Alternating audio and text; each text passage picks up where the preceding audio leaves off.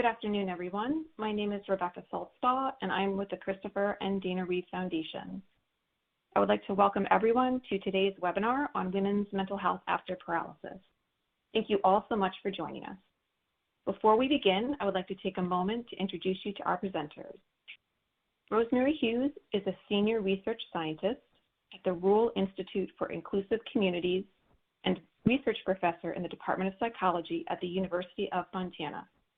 She holds a PhD in counseling psychology from the University of Houston. A licensed psychologist, Dr. Hughes has over 30 years of disability-related clinical, teaching, or research experience. She has directed multiple research studies addressing health promotion, stress, abuse, depression, and self-esteem in the context of disability. Dr. Hughes is widely published and has presented nationally and internationally on the health and safety of people with disabilities. Susan Robinson Whelan is a scientist at Tier Memorial Hermann Spinal Cord Injury and Disability Research Center, senior investigator at Baylor College of Medicine's Center for Research on Women with Disabilities, and assistant professor at Baylor College of Medicine's H. Ben Taub Department of Physical Medicine and Rehabilitation. She received her PhD in clinical psychology from Washington University in St. Louis. For over 20 years, she has conducted research designed to understand and promote the physical, psychological, and social health of people with disabilities. She is currently serving as principal investigator of a study called ZEST, designed to enhance the psychological health of women living with spinal cord injury. Linda Nora Davis has been living with a T6 spinal cord injury for 45 years. For the past 3 years, she has partnered with disability researchers on numerous projects, using her lived experience as a woman with a spinal cord injury to inform studies and serving as a peer facilitator of self-management health-related intervention programs. She is currently a co-facilitator of the ZEST Psychological Health Promotion Intervention Study for women with spinal cord injury. Ms. Nora Davis also serves on numerous boards aimed at promoting the physical, psychological, and social health of people with disabilities. She also holds a Doctor of Jurisprudence from South Texas College of Law of Houston and has practiced as an attorney for 33 years. I would like to thank our presenters for discussing such an important topic with all of us today. With that, I will now turn the webinar over to them. Thank you. Thank you so much, Rebecca. This is Susan Robinson Whelan, and just to provide a very brief bit of background, the onset of paralysis or spinal cord injury is truly life-altering. Paralysis has broad ramifications and affects most aspects of a person's life. There are obvious physical changes and changes in health, but there are also new health issues like chronic pain and risk of autonomic dysreflexia and pressure injuries. There are new bowel and bladder self-management needs to be dealt with. There's, changes in independence and, the need now for care and assistance. There are changes in employment that can lead to changes in income and of course, changes in your usual activities and usual ways of exercise. There can also be changes in relationships and the ways and with whom you socialize. And then, of course, there are numerous frustrating barriers and accessibility issues, that are just all around you. So it's understandable that paralysis affects so much more, far more than a person's physical health. It affects their social health and well-being, and it also affects their mental or psychological health. So we know that paralysis and physical disability can have a number of negative psychological or mental health impacts. These include higher rates of and greater risk for depression, higher levels of stress, greater levels of anxiety. We also know that women with spinal cord injury and other mobility impairments and paralysis can have lower self-esteem, poorer body image, and they describe less satisfaction with life on average. However, it's really important to keep in mind that all of those negative impacts that I just mentioned, they reflect, again, data on people on average. So it's important to keep in mind that it is not a given that if a woman has a spinal cord injury or some other condition that causes paralysis, that she will necessarily experience these negative psychological impacts. In fact, while data indicate that rates of depression are higher among women with spinal cord injury and other conditions causing paralysis, they are higher than the general population. The numbers indicate that most women are not clinically depressed. And I don't want to in any way minimize the seriousness of depression. So before moving on, I do want to note that if you're experiencing depression, it really is important to receive help. We know from our own research that depression is underdiagnosed and undertreated in women with spinal cord injury, and that even when it is treated, it's most often treated simply with medication, not with any additional forms of treatment like counseling or psychotherapy. So I just want to say, if you are depressed, we encourage you to reach out, let your health provider know. If you don't get the response you need, speak up again or talk to a different provider.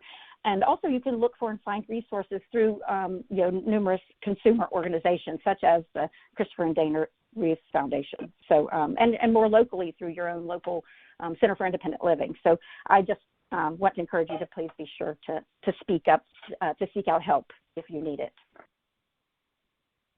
So speaking of resources, let me get to the next slide.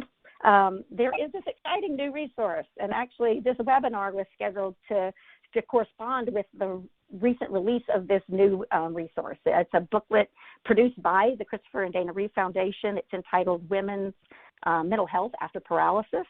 And I have here on the slide, you can see the table of contents. And as you look at the items on the table of contents, you'll see that the booklet actually addresses most of the psychological health hazards that I just mentioned. So also you can see on the bottom of the slide that if you'd like to get a copy of this resource, you can request a copy from the Christopher Reeve Foundation, either using that phone number or that accessing that website. All right, so living with paralysis is a journey. Many, and I would dare say most, women do describe a very difficult, challenging period of adjustment after onset or after injury in the case of spinal cord injury. However, data suggests that satisfaction with life improves over time. And as I noted, most women living with paralysis are not living with clinical depression. The other bit of encouraging news, I think, is that there are things that you can do to enhance or improve your psychological health. Some of these suggestions are provided in that new resource booklet I just mentioned from the Christopher and Dana Reeve Foundation. Today, though, my colleagues and I would like to share with you some suggestions from our ZEST program. As Rebecca mentioned, ZEST is a psychological health promotion program. It's actually a group psychological health promotion program for women with spinal cord injury that we are testing right now at Cheer Memorial Hermann in Houston as part of our spinal cord injury model systems project. The program was actually built upon a previous self-esteem enhancement program for women with diverse mobility impairments, and that effort was led by Dr. Peg Nosik at Baylor College of Medicine's Center for Research on Women with Disabilities. We have built upon that great foundation and have now modified and expanded the program with input from women with spinal cord injury. And today, Rosemary Hughes and Linda Nora Davis, my co-presenters, who happen to also be facilitators of that program, are going to share just a few topics from ZEST that are designed to promote and enhance psychological health. So before hitting those highlights, that we're going to tap into from ZEST, I did want to point out that many of the topics that we cover and the suggestions that we offer are likely things that you've heard before. What we find to be important and what the ZEST program does is it really helps women be more intentional in their actions and make changes where they see improvement is needed. And those changes then can ultimately lead to enhanced psychological health. This is just a quote from one of our former participants, and we've heard this in a number of different ways from different participants in the past. Everything has been something I need to relearn and keep learning over and over again. So I think it just recognizes that the strategies we are discussing today are things that we all need to be reminded of and continue to work on and practice over and over again, because as I said, it is a journey. So now to to start with some of these topics that we wanted to cover, things that are covered in the ZEST program that we believe to be helpful in promoting psychological health. In ZEST, we always start with self-care. Self-care is critically important. It's important for you to make time for yourself. As women, I think we are often taught to take care of others, and to take care of others first. That can then make it really kind of hard for us to make ourselves a priority. Some of us will feel guilty or selfish if we focus on our own needs. But I think it's important to recognize that there are real hazards to neglecting our own needs, and I think that's especially true if you're living with paralysis. But we do want you to think of self-care very broadly. Self-care includes taking care of your body, and by that we mean, exercising regularly, eating well, getting enough sleep, limiting caffeine, all that stuff that is really good for you to do, not misusing alcohol or drugs, taking time for relaxation and mindfulness on a regular basis. And then, of course, for people with spinal cord injury, establishing and maintaining a good bowel and bladder program. It's also important to listen to your body. So what you may need to do one week or one day may be different from what your body needs another week or another day. So rest when you're fatigued, and adjust when your body is telling you need to. And then finally, we list here on the slide, connect with others. I think that's a really important part of self-care. And I think it may be even more important these days during COVID.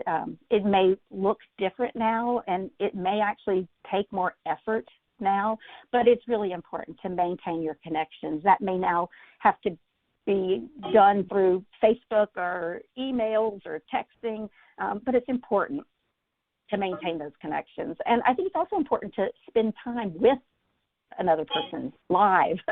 So, that, again, may look different during COVID. It may need to be supplemented more with phone calls or FaceTime or Zoom meetings. But we just want to emphasize the importance of connecting and staying connected with others. All right, another topic that we cover in ZEST is, looking to see if I'm missing something on my slide, but I think we're missing a few words on the slide for some reason, but that's okay. You can see what you really need to see here. So in ZEST, we encourage women in the ZEST program to increase the positives in their lives. Doing things and making time for things that you really enjoy is important. You can even kind of think of it as another part of self-care. But I think it's especially important when you are feeling down or when you're going through a difficult time.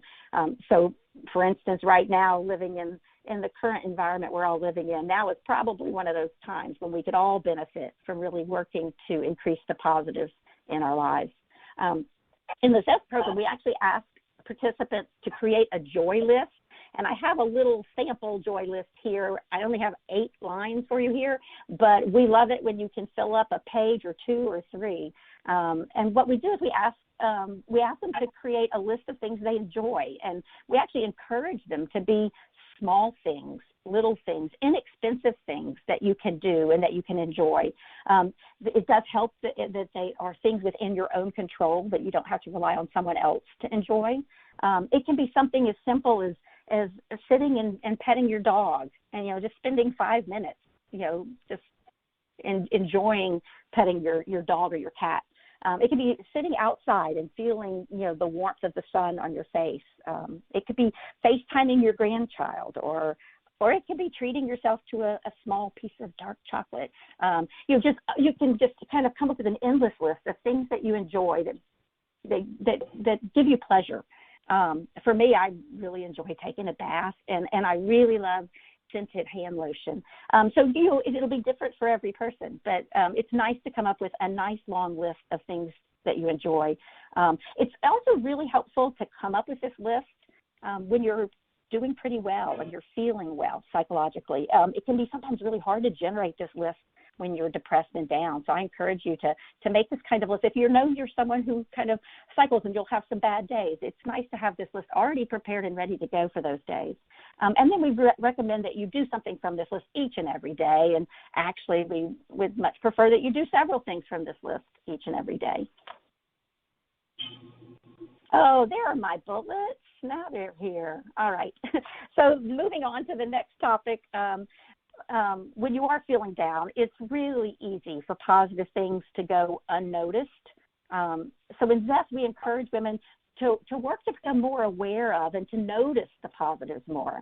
One widely used positive psychology exercise that has evidence that it can enhance or improve mood that we've incorporated into the Zest program is called the 3 Good Things exercise.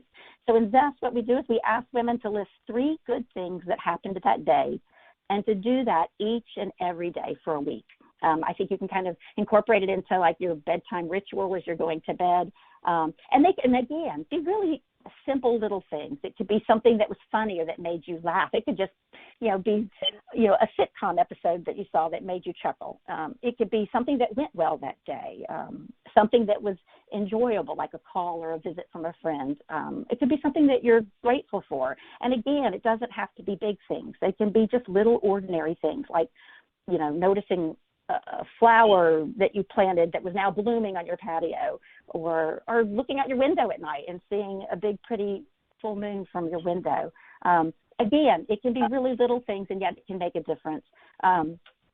Just as a personal example, when my 2 college kids came home unexpectedly this past spring because of COVID, it was a whole new world having, a family of 5 once again. And we kind of made it into our dinner time ritual where we'd go around the table and we asked everyone just to say something they were grateful for. And half the time it was little stuff or it was silly stuff, but it really did make a difference because, my college kids were both upset about, spring break plans all getting changed that they've been looking forward to. My senior in high school, was disappointed about so many, end of senior year things getting canceled and derailed. And yet, just spending that little bit of time every day realizing and appreciating how much we had to be grateful for was helpful.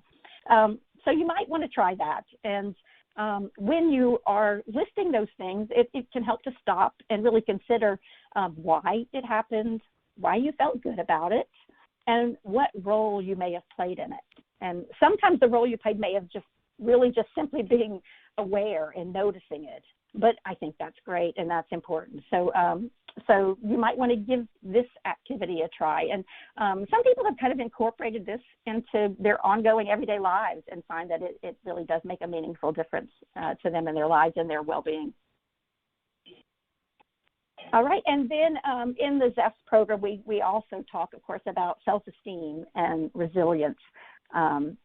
We all have both positive and negative qualities, and we all know that. But we also know that low self-esteem can really be an issue for women with conditions that cause paralysis, like spinal cord injury.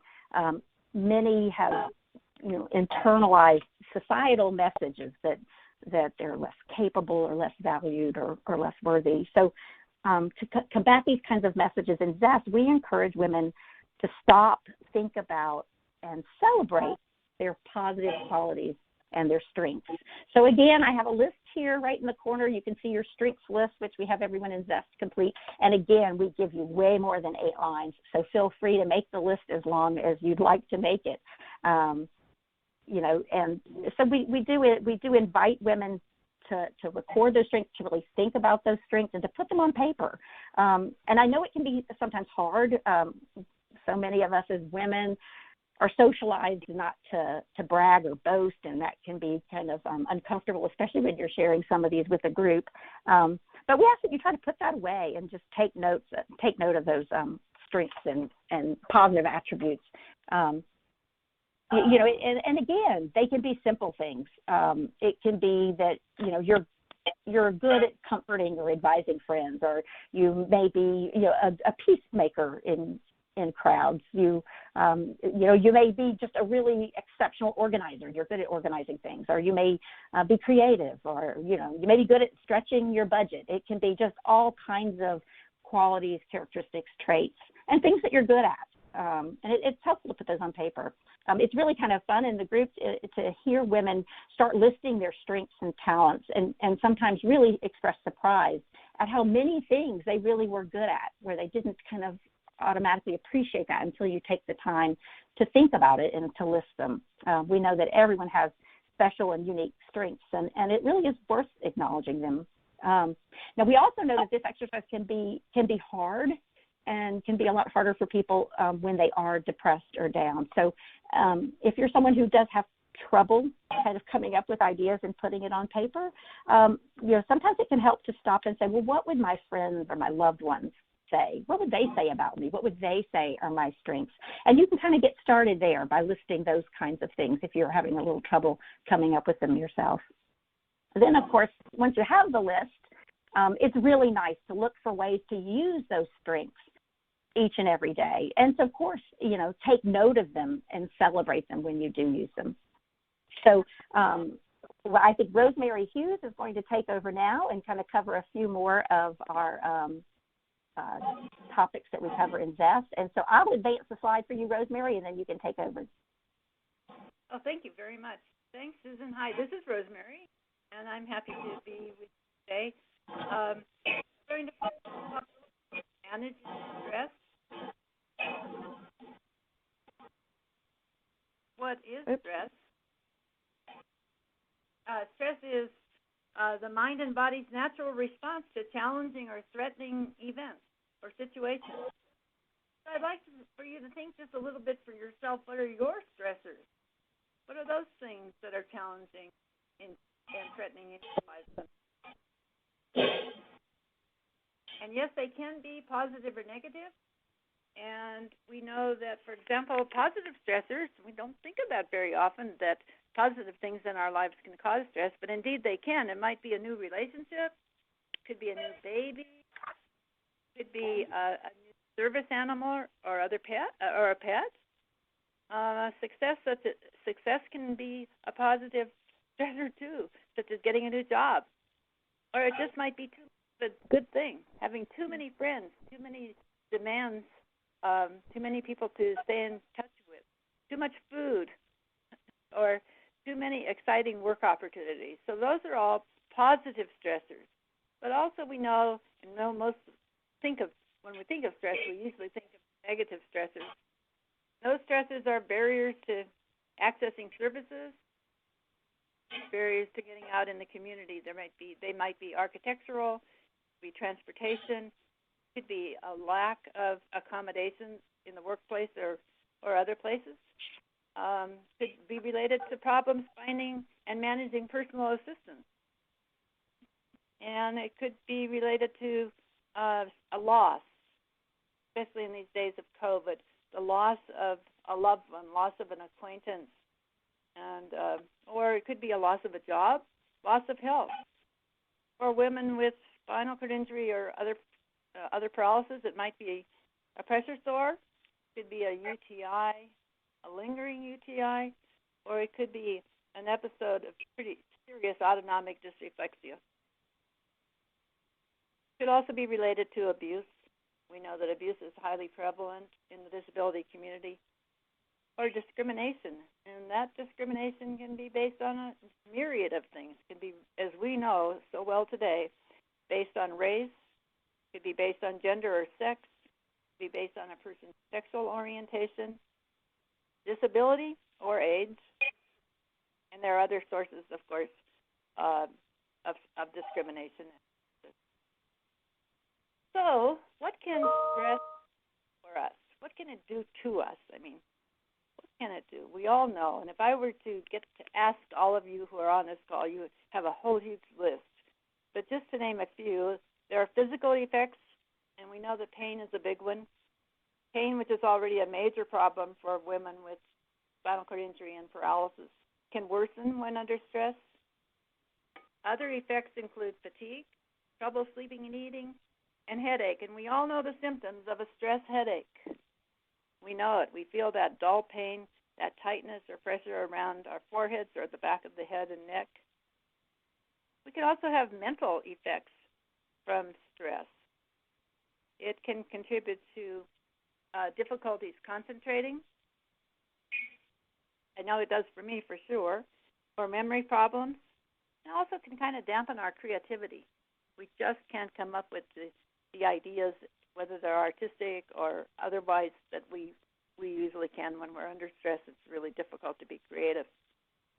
And then there are emotional effects, anxiety, anger, depression. But the good news is here, and there is good news, that we can manage stress and learn to manage stress. So in addition to the tips that Susan shared when she was talking about self-care, we can remember to take time to play. Play is a great way to release good chemicals in our bodies that help us fight pain, reduce stress, and feel better mentally. So as Susan mentioned, it might mean playing with our dogs, or other animals, or it might mean playing with our children, spending time in fun ways.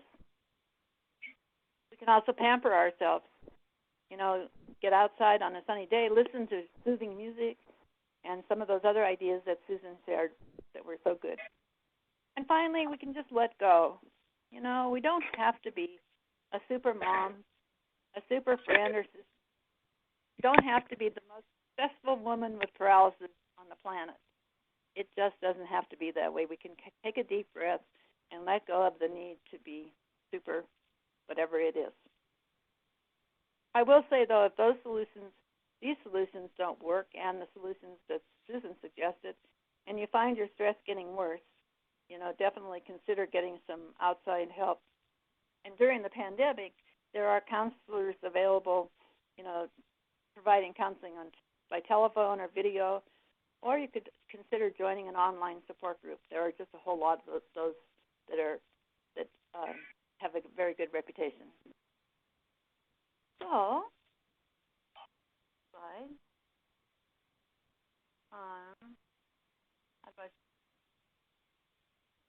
Okay. All right. So, I went back to Susan's. That's not what I wanted. How did I do that? Okay. Now, combating negative thoughts. So, what are negative thoughts? While we're alive, we will have negative thoughts from time to time, especially when we're tired or when we're stressed. However, constant negative thinking can seriously affect the way we think about ourselves and the world, and it can seriously interfere with our daily functioning. It's useless. Negative thinking doesn't benefit us at all, so we got to find ways to get rid of it. So what are some examples of negative thinking? Well, there's that all or nothing. We hear ourselves saying, well, oh, never, always. When you hear those absolutes, kind of wake up and realize, I'm probably, bordering here on negative thinking. Like, I am never going to feel good about myself. I'm always messing up. That kind of self-talk that is negative, or catastrophizing. Now, assuming the worst possible outcome. If my partner or my personal assistant leaves me, I'll never find anyone else. That kind of thinking is problematic. And then personalizing. For example, thinking, you can think that my coworker didn't smile at me because they don't like me, when in reality they were having probably a really bad day or experiencing some pain or whatever, and not smiling had nothing to do at all with me. And we have to remind ourselves, sorry, everything isn't about me. And labeling ourselves as lazy or worthless, or shooting on ourselves. I know that sounds kind of crude, but it's the I should have, I must, I ought to have. That kind of thinking can leave us feeling really guilty. And then finally, blaming others for our mistakes, or blaming ourselves for everything. So it's either externalizing or internalizing that blame.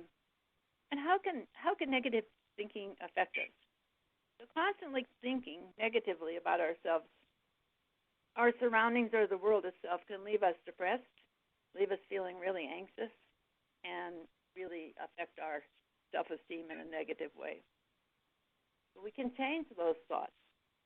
So when you catch yourself thinking or saying such things, stop and come up with another statement, a positive statement.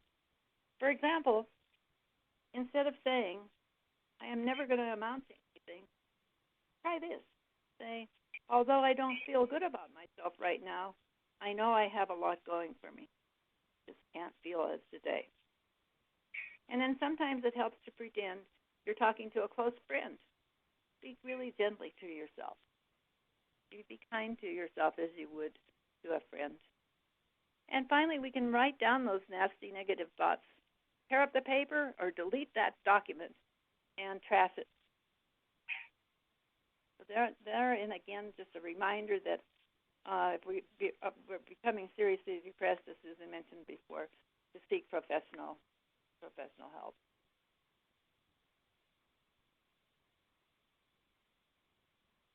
All right, so we want to also foster healthy connections. And Susan mentioned this a little bit, but we're going to talk about just a little bit more depth here.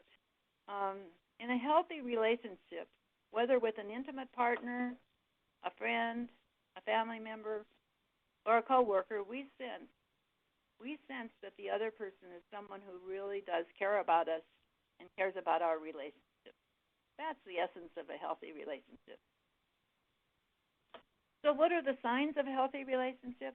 Well, both people try to listen.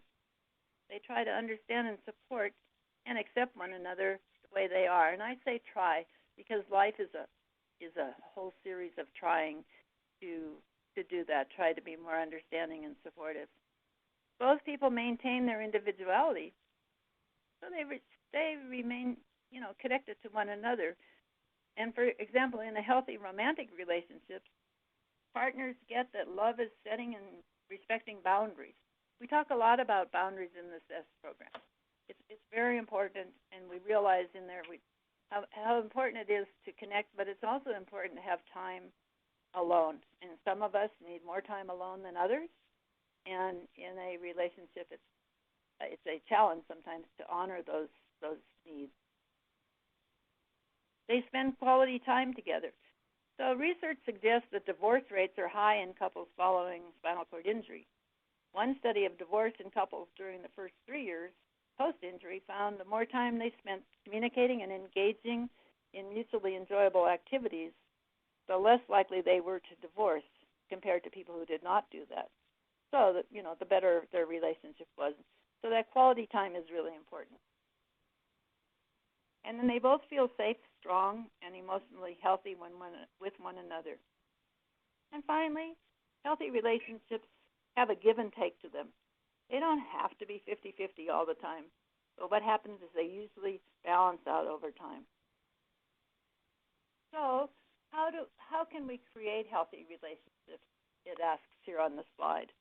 Well, risk being open, risk sharing our strengths and weaknesses when it feels safe to do so, respect the other person's body, mind, and soul, and also respect the other person's time. Show up. Keep your promises. And then be okay with being wrong sometimes. We have to remind ourselves that being wrong is an option. I have to remind myself a lot and remind my husband that I can be wrong sometimes, and I can own that. So, as Susan mentioned, during days of COVID and social distancing, we can look to family and friends. If there's someone you used to be close to and you haven't talked to in a while, consider reconnecting by calling, texting, or emailing. You might want to look to your neighbors who might appreciate visiting. I've been doing a little of that myself. We can do it safely by wearing masks and staying 6 feet apart, or just speaking from one porch to another, as we've been doing here. Then consider spending a little more time on social media. That's kind of something we don't usually talk about, but during these COVID days, we find ourselves, maybe reaching out and connecting with more than usual with Facebook friends if you're on Facebook. I've been doing that with people that I know are particularly isolated, and I think that it's mutually supportive. Stay connected through virtual dates. For example, my sister and her friends have been meeting regularly for virtual happy hour, and they're all around the country. So that's a thing you could do too. Do a Zest visit or FaceTime. And then finally, join an online support group. The organizer of this webinar told me yesterday about a woman's blog called mobilewomen.org. And she also said that mobilewomen.org is for women with disabilities, and They also have a private Facebook group, and it was founded by a woman with spinal cord injury. And I took a peek at it yesterday, and it looks very good, very rich. And then there are other ways, too. I think Susan mentioned connecting with a Center for Independent Living, where there are support groups, all kinds of groups, and opportunities to become a peer advocate, or joining, getting connected with the National Spinal Cord Injury Association. And then, of course, this Paralysis Resource Center of Christopher and Dana Reeve provides a lot of information, and they also have opportunities for you to connect with a peer mentor or to request being part of a training program to become a peer mentor. So those are all opportunities. We just have to remember that we can expand our positive social connections, and it's really important to maintain those during the days of COVID. Thank you. I'll turn this over now to Linda. Thank you, Rosemary. You're welcome. I'd like to introduce you to my avatar, Flannel Suit. Flannel Suit is one of the co-facilitators of ZEST, and she would like to share with you her observations as a peer, as a facilitator of ZEST. One of the observations that stick out in my mind is that these strategies can make a difference. What I've seen is that the participants who have participated in ZEST improve their self-care. Many of them start to participate in physical activities using their standing frames. They start to stretch more, doing their range of motion exercise. And some of them even decide to get out and leave their homes to go out to a gym to exercise and work out. They also have started to enjoy pushing themselves in their chairs or using their electric chairs to go take walks in their neighborhoods while walking their dogs. Also, the strategy of the joy list has really been impressive to me, in that you find that each week they report back to the group that they were active in at least enjoying at least one of the things on their joy list. In addition to that, I've seen many of them increase their social connections, both as a participant of ZEST, where inside the program, they really bond with each other. During the sessions, there's a lot of interacting, they're talking back and forth to one another, they're answering each other's questions, they're actually referring or confirming what the other person said, oh, yeah, I can relate to that. And quite often, they're very eager to offer solutions to each other and offer that much-needed emotional support. Now, outside of this, what I've seen is there's been an increase in interest in advocacy. We have many of the participants who are very active in their communities, and then we have some who, for whatever reason, have not participated in advocacy at all. But I see that interest being spiked by those who have, sharing with the others what they're doing in their own communities to advocate for disability rights. So that's one of the important strategies of reaching out, going into the community that I see that most of the participants participate in. I also recall two instances in particular where the women came back and reported back to the group about making a social connection. And one was, we had one participant that loved to swim prior to her injury, and she hadn't been able to do that since her injury. So her plan was to go out to her local pool at least 2 times a week.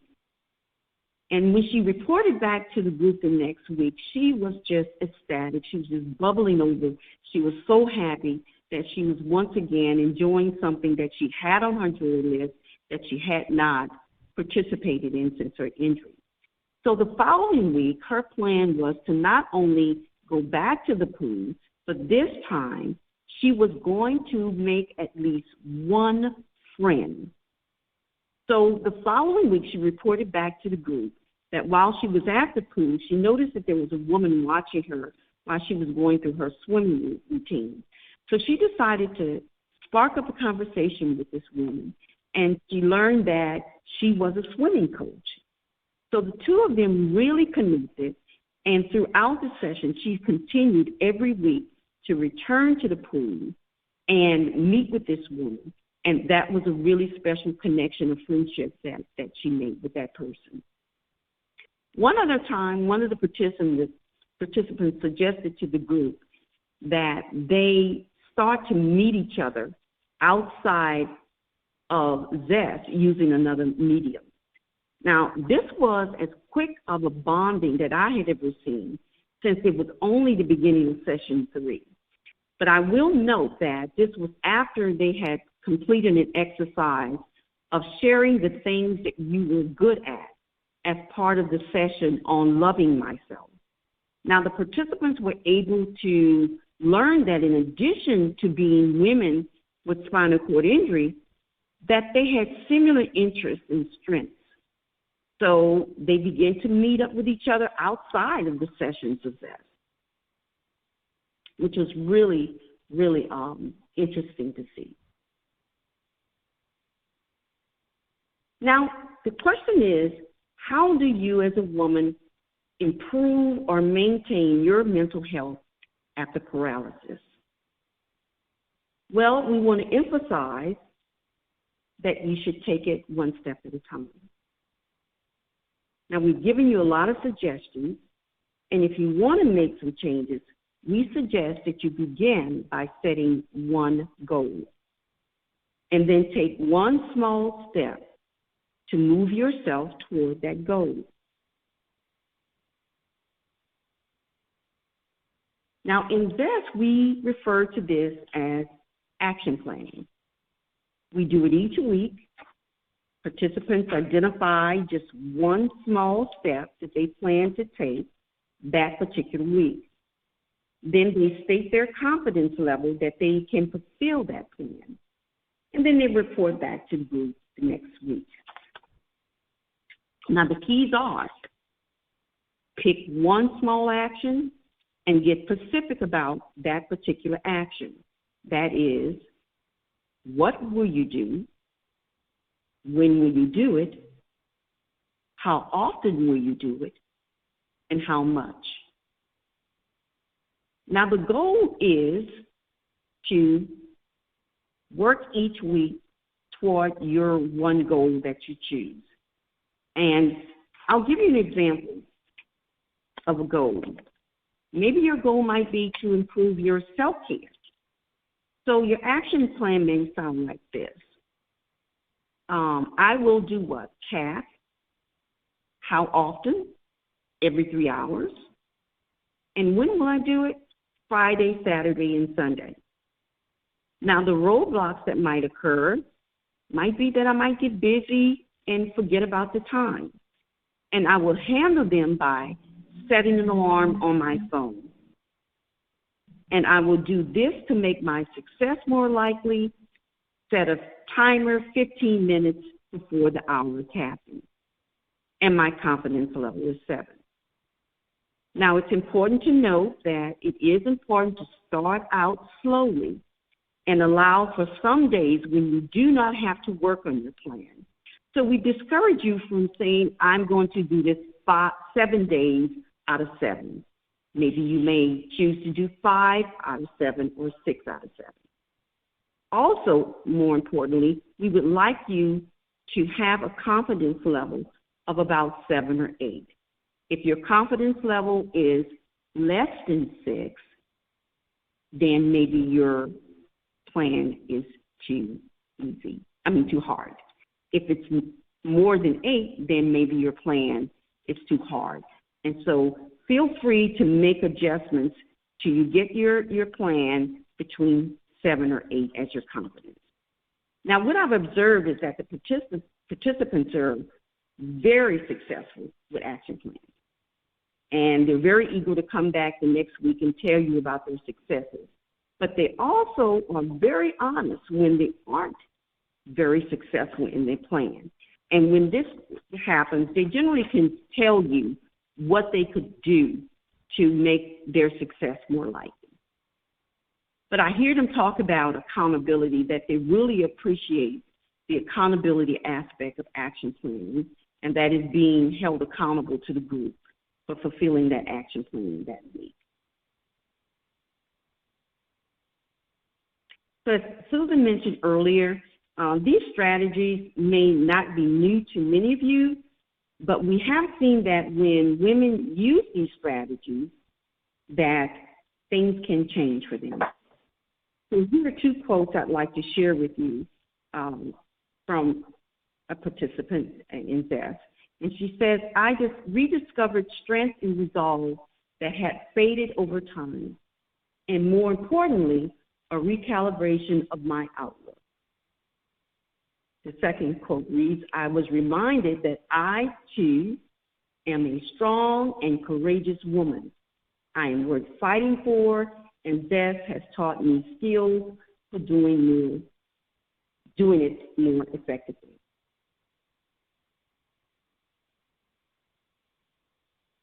So we just want to mention that this study is still enrolling women with spinal cord injury for our final study.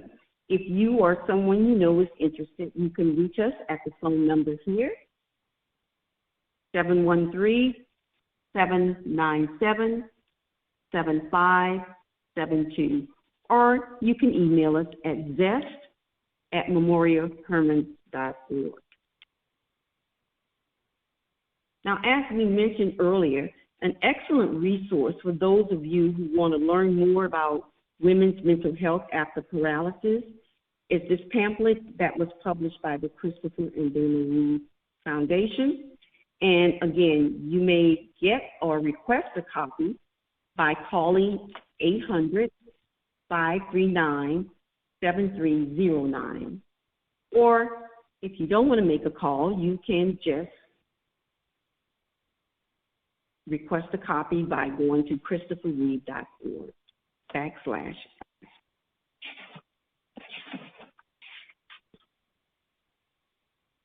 And again, I'd like to leave you our contact information here. If any one of you would like to contact us directly, here is our contact information, mainly our email. That's Rosemary Hughes at rosemary.hughes@umt.mso.edu. Myself, Linda Nora Davis, at lindadavis747@aol.com. And Susan Robinson Whelan at susanrw@bcm.edu. And now we'll open up the floor so that we can take questions. Okay, if anyone has any questions, you can submit them in the questions box, and we will answer as many as we can as much as time allows. We did have someone submit a question asking how much time, and I believe that may have come into the question box area during the period when we were talking about adjusting to spinal cord injury. So meaning how much time does it take to adjust? This is Susan, sorry. This is Susan Robinson Whelan. Yes, I believe that's correct. Okay. I don't think there is a script to be followed. I think there's just a tremendous amount of variability. And so I think it's just a really individual thing. I know research does show that, on almost all of your mental health and psychological health outcomes, when you look at time since injury, there are improvements the farther out you go from injury. So it may be that it's, in some ways, a kind of a long process that you continue to see improvements over time. I think there's a good bit of research showing that, that first year for most, or year and a bit more for a lot is really a challenge, but things do improve for most over time. I do think there's also, different people have different trajectories, so there's not just a path that everyone follows. When you look at studies looking at the 5 years or so after injury, you'll see some who make improvements really quickly in mental health type of outcomes. You'll have some that kind of maintain for quite a while, kind of some negative mental health outcomes, and it takes them longer for that adjustment. So I don't think there is a set answer for everyone. I'm sorry, I can't give you any kind of definitive answer. I don't think there is a magical answer. Rosemary or Linda, would you like to chime in on that? No, I think that you answered that very well. Just in terms of psychological health and how long it takes to become psychologically healthy, it just doesn't happen in one fell swoop. It takes time, and it means taking time to recharge, like we've been talking about. It takes a lot of energy, but it's totally worth it. That's all I have to say. Right. No, I agree. And I do think you can kind of think about some of even the things we've been talking about today and some of the strategies we've been talking about today. You can, really kind of think of them in terms of self-management. There's are almost like mental health hygiene, that people will, I know there's a lot of literature out there about sleep hygiene and how to help yourself sleep better. I think a lot of the tools and strategies and techniques we talked about today can be kind of conceptualized a bit as mental health hygiene tips and self-management of your mental health. And in that regard, there are things that you do all of your life to kind of maintain your mental health and continue to improve your mental health.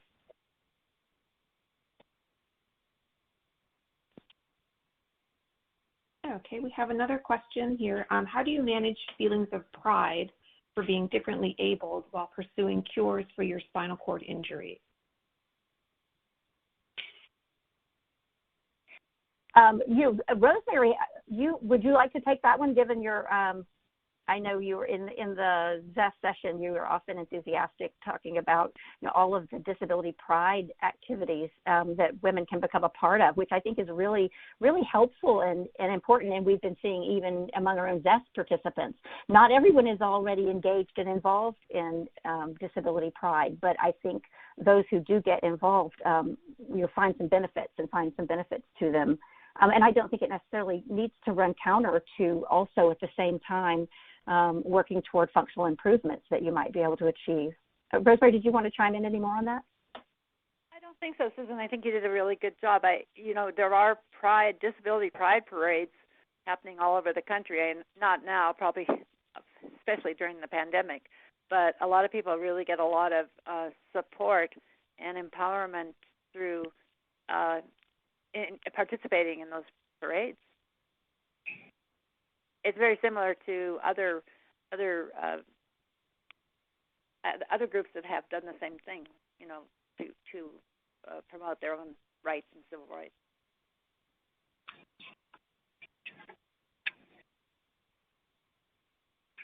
Okay, we have another question. Someone would like to know, can anyone share some good remote support groups?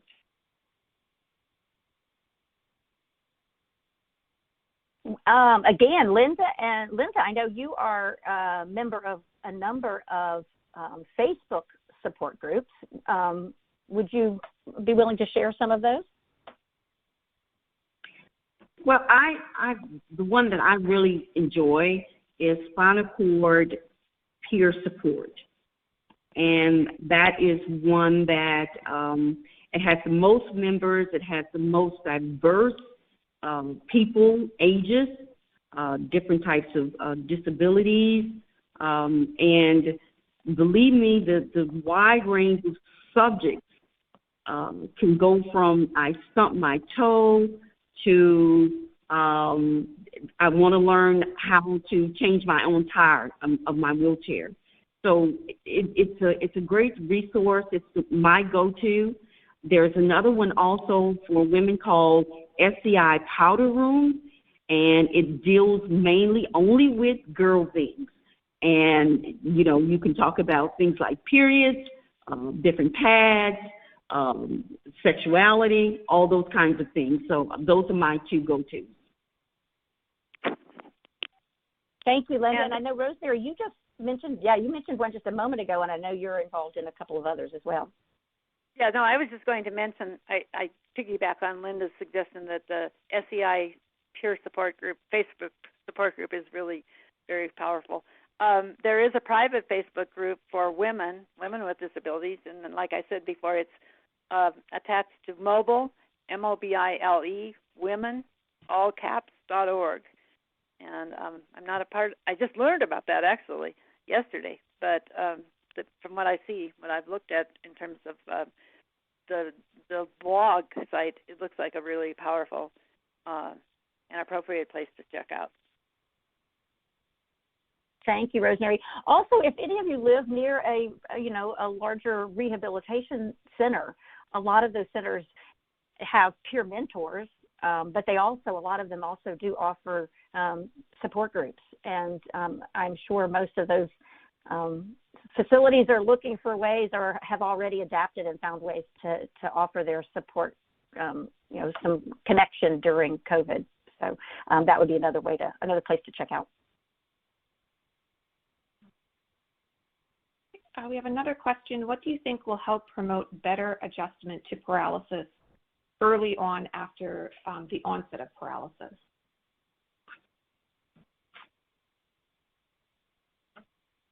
And I assume you're meaning psychological adjustment. I think, to be honest, I think there's all these strategies and techniques and things that we've been talking about, and these plus a whole lot more that are integrated into the ZEST program, and some of those I think are also probably in the booklet that y'all have produced.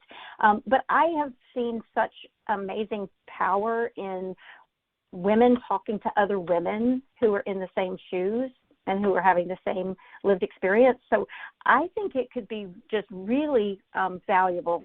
And I know you can be so completely overwhelmed right at first after an injury, and you may resist, wanting to meet a peer and get engaged with a peer, get engaged with a support group. But I would think that is one thing that could just be immensely helpful. There are so many questions you have. You're flooded with information during the rehab experience. You can only process so much. You can only get to so much. You can only remember so much, and you're only ready to hear so much. But as soon as you get home, you have a whole host of additional questions. And I think being involved with a peer mentor or getting involved with someone else, with that lived experience who can guide you and be a support to you and help you along the way would be one thing I would mention. Rosemary and Linda, what would you add to that? I would, as a person with a spinal cord injury, I think it's very, very important early on is to stay connected to your disability community. Don't take yourself out of the mix, not to isolate, but reach out. I for many years went on with my life as if I was the only woman around, and that did not serve me well.